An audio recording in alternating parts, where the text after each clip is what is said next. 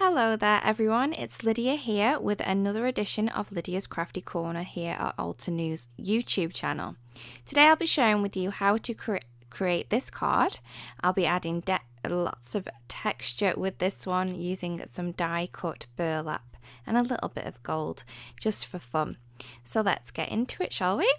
To start off with, I have a white card blank and I've just added a piece of parchment card which is 4 1/4 by 5 1/2 to the front. This stretches out my parchment cardstock so I can use it for 4 different cards. I'll be using this stamp set. This is the layered laurel, and the colours I will be using is bamboo, parrot, olive and moss dye inks. I do love this colour combination for the greens. It's such so bright and vibrant and I really do like it. So I just wanted to make sure my letters were going to fit in the place that I wanted to on my card. So this is from the bold alphabet die set, and I've got the J, the O and the Y, and I'm just making sure they're in the right place so I can position my elements properly. So I'm going to, once I've kind of got where my position of my laurel is going to be, I'm just going to move those letters out of the way and then I'm going to start. I'm going to start with the branch piece. I find this is easier because then I can just line up the leaves onto the branch, and I'm going to be using moss for this piece here. So I'm going to pop that into place into the corner. I have overlapped the edges slightly as I do like the look that this gives, and it does add a little bit of added interest. Doesn't matter which way you pop in these other layers now, it's all up to you, and the different layers that you go is going to give you different looks. There is a layering guide, so you can copy this if you want, but I just think if you pop the branch down and then it doesn't matter which way the leaves go. So I'm going to start with my lightest colour now. I'm doing it this way so when I pop the lightest colour on last it doesn't bleach anything. So this is the way that I find works better with this stamp set. So I'm going to go with the bamboo first. I'm just lining it up so the bases of the leaves touch the branch. These do not need to line up perfectly. No matter how you stamp this, it will work out fine, I promise you. Just as long as those leaves are touching the branch, you are going to be good to go. I'm moving on to the next layer of leaves now, and this is the parrot that I'm using. Again, I'm just going to line the bases of those leaves up with that branch, and I'm just going to press it down. I'm not worrying where these leaves are going. They're going to look great no matter where they go. So pop those down, and I'm moving on to the final layer of leaves now, and this is the olive. So I'm just going to ink it up, and again, line those bases up with the branch and you are good to go. So I'm just going to place that down, and then I'm going to move on to the smaller branch in the set. So there is 2 different branches in the layered laurel. There's a large one and a small one, and they both bend in different ways. So this one is the small one, and you can see it's bending over to the left. The branch moves over to the right on the larger one. I suppose it depends which way you're holding it, because it could go to the left, but it doesn't matter. Again, I'm going to stamp the branch first. So this is with the moss. I've popped that down, and I'm going to go again through the leaves. So this is the first layer that I'm popping down, and it's with the bamboo. The second layer will be with the parrot, and the third layer will be with the olive. So again, I'm just layering the leaves so they are in fact touching the branch, but I'm not worrying where they're going to go because there's that many leaves on this branch. They all like intertwine and bend over each other, so they look really full and luscious. If you didn't want to use all the layers, you don't have to. You could just add 1 or 2 if that's the look you were going for. It's totally up to you.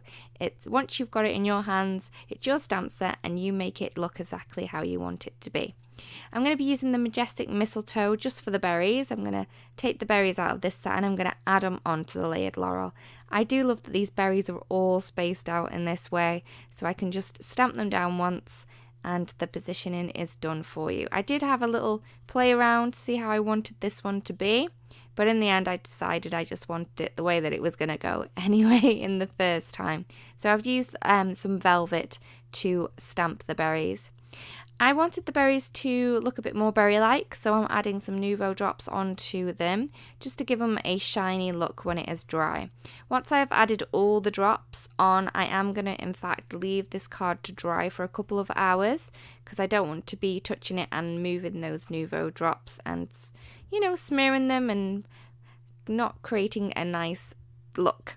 So I'm going to take my burlap now, and this is such a lovely texture. To do this, I'm taking some sticky backed card. So I'm sure you can find this in many places, but you could also just take a piece of cardstock and add some spray adhesive onto it, and that would give you the same effect as here. So I'm just going to pop my burlap onto this sticky cardboard, and I am just going to cut this out. So I should say cardstock, it's not cardboard because cardboard's card, like boxes. So never mind, I'm just going to cut around this, and I don't want any sticky poking out because we are in fact going to run this through our die cutting machine. So burlap is notorious for sticking, so this is not sticking on my cardstock very well at the minute, but once we do actually run it through the die cut machine, it's going to push it into that cardstock piece and it is going to stick there. It's going to be a-okay once we have die cut this. So I'm going to pop my letters on, and I do know that I need a little bit of a shim under where my letters are cutting for this. So I've just added 2 layers of cardstock. You want to add the shim so it cuts it a little bit better, but you also don't want to force it through. So you don't want to add too many shims that it's not going through your machine easily. So I did have to run this through about 10 times for it to cut the letters. It will take longer with like delicate die cuts, but simple shapes should work really, really easily and simply. But it may take a little bit longer because the burlap is, you know, it takes a little while to cut. It's not particularly happy about being die cut and pushed through this machine. So you're just going to have to give it a little while, but it will happen. It will be okay. So as you can see, my letters have cut, and I want to add a little bit of gold to the bottom. So I'm layering these onto my cutting mat, and I'm just putting some painter's tape down, and I've lined them up so I can put the painter's tape along a straight line on my cutting mat. And then I decided that I didn't want to add the gold while I was on my cutting mat, so I'm just bringing in a little bit of scratch paper just to keep my cutting mat a little bit cleaner than usual. I'm just using a little bit of Inca Gold. You could in fact use other things if you wanted to. I did find after I filmed this video that the Altenew sprays do actually work on the burlap, and it does hold them. They do dull a little bit when you use them on burlap, but they do work totally fine. So I left this to dry, and now I'm just going to remove the painter's tape, and you're going to get a really cool like dip dyed burlap effect, which I think is really, really fun. So you do want to be a little bit careful at this point because you don't want to tear any burlap away from your letters. So just do it nice and gently and you'll be a-okay. And here is what the letters look like. So I've added some double-sided tape onto the back of my letters. You could actually stack these up if you wanted to, but I've just chose to put a little bit of foam tape on the back and I'm good to go. So I've layered them on my card to make sure I've got the spacing correct. And what I'm going to do is I'm going to add the end 2 letters first. I find that this helps when placing letters down to put the end ones on. So you're going to get the correct spacing on the end of your card, and then you can work with the letters in the middle. So this one's only got 1 letter in the middle, the O, so I'll be able to line this up pretty easily, and I'm just going to add the top on that J. So this is the card complete. I really hope that you enjoyed the technique, and I really hope to see some die cut burlap in your future as well.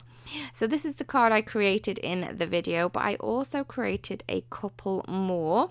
I got a little bit excited. So this one is just with some like negative of the die cut. So I've done the die cut and I've used this on another card, but I've just cut the strip and then added this onto the card, a little bit of twine and a sentiment from Sentiments and Quotes. So it's a really simple card, but it's a really nice one if you're just going to send a thank you or I'm thinking of you.